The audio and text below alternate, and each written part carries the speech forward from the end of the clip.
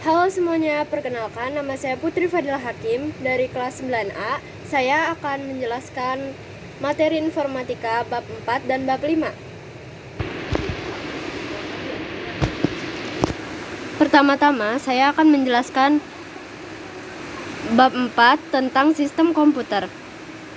Apa itu sistem komputer? Sistem komputer adalah alat yang digunakan untuk memproses, menyimpan, dan menampilkan informasi. Sistem ini terdiri dari beberapa komponen yang bekerja sama untuk menjalankan berbagai tugas. Komponen utama sistem komputer adalah perangkat keras hardware, perangkat lunak software, pengguna brainware. Perangkat keras hardware adalah bagian fisik komputer yang dapat disentuh atau dipindahkan. Perangkat lunak software adalah kumpulan sebuah instruksi dan data yang dikerjakan komputer dan sebagai penghubung user dengan komputer. Brainware adalah orang yang menggunakan atau mengoperasikan komputer. Perangkat keras hardware terbagi menjadi 4, yaitu input, perangkat untuk mengirimkan data ke dalam komputer, contohnya seperti mouse, keyboard, dan lain-lain. Yang kedua ada output, adalah perangkat yang menyajikan informasi dari komputer berupa gambar atau visual, contohnya printer, speaker, dan layar monitor. Yang selanjutnya adalah storage, tempat penyimpanan data yang bersifat permanen, contohnya hard disk, solid state drive, dan lain-lain. Yang terakhir ada processing, yaitu perintah atau data yang dari perangkat input yang akan diproses oleh komputer, contohnya CPU. CPU, Central Processing Unit, berisi semua sirkuit yang dibutuhkan untuk memproses input, menyimpan data, dan output. CPU terdiri dari 3 bagian, yaitu register, control unit, dan arithmetic logic unit. CPU ini dapat memproses program yang jauh lebih kompleks dengan menggabungkan CU dan ALU. Bentuk abstraksi dalam pengaturan operasi dari CPU adalah gerbang sirkuit dan logika. Dalam melakukan perhitungan, CPU mengombinasikan berbagai gerbang logika menjadi gerbang sirkuit. Gerbang logika bekerja pada bilangan biner, yaitu 0 dan 1. Bilangan biner berperan penting dalam komputer karena merupakan representasi semua jenis informasi yang disimpan di komputer. Gerbang logika memiliki 7 jenis, yaitu OR, AND, NOR, NAND, SOR, dan NOR dan NOT.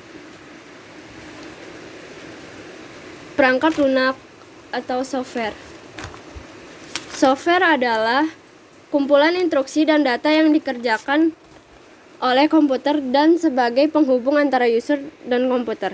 Software terbagi menjadi 3, yaitu sistem operasi, software aplikasi, dan software pemrograman. Sistem operasi memberikan tugas layanan utama untuk software lain yang dijalankan. Layanan tersebut dapat berupa pengaturan interaksi dengan user, akses penyimpanan sekunder, pengolahan memori, dan lain-lain.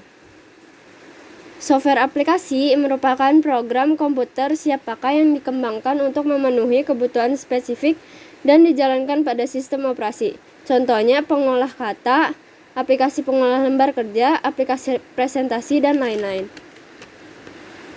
Software pemrograman merupakan program yang digunakan untuk menulis, mengembangkan, menguji, dan mendebak program software lainnya. Contohnya Python, Visual Basic, C++, dan lain-lain. Selanjutnya saya akan menjelaskan tentang bab 5, yaitu jaringan komputer dan internet. Jaringan komputer merupakan sekumpulan komputer yang terhubung satu sama lain dalam sebuah jaringan dan digunakan untuk berbagi data. Tujuan dari jaringan komputer adalah memungkinkan manajemen sumber daya yang lebih efisien, membantu mempertahankan informasi agar tetap handal dan update, membantu mempercepat proses berbagi data, memungkinkan kelompok kerja berkomunikasi lebih efisien, dan membantu usaha dalam melayani klien secara lebih efektif.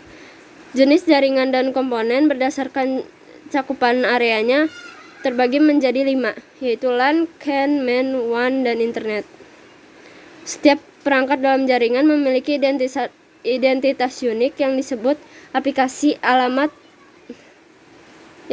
alamat IP. Komponen utama jaringan tersebut meliputi link dan node. Arsitektur jaringan menentukan desain komponen fisik dan logis. Salah satu kategorinya adalah arsitektur client server.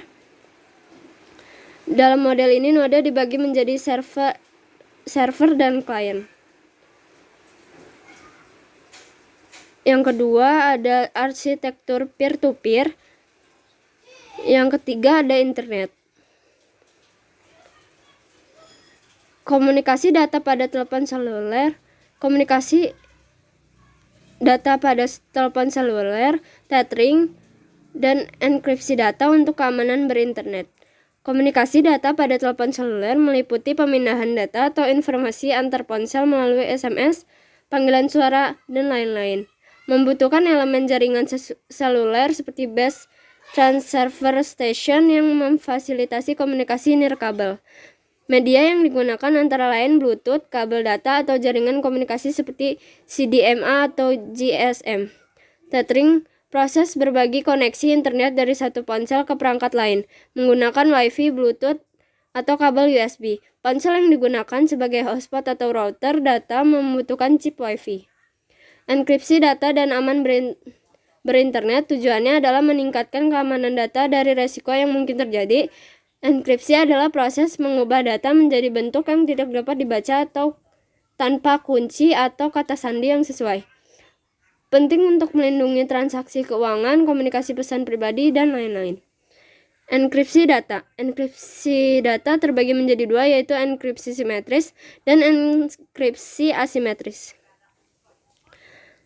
Menggunakan internet dengan aman, melindungi perangkat dengan akun, nonaktifkan Bluetooth saat tidak digunakan, pasang antivirus, kunjungi situs HTTPS, gunakan kata sandi untuk Wi-Fi atau ponsel, dan berhati-hati dengan lampiran email atau flash drive.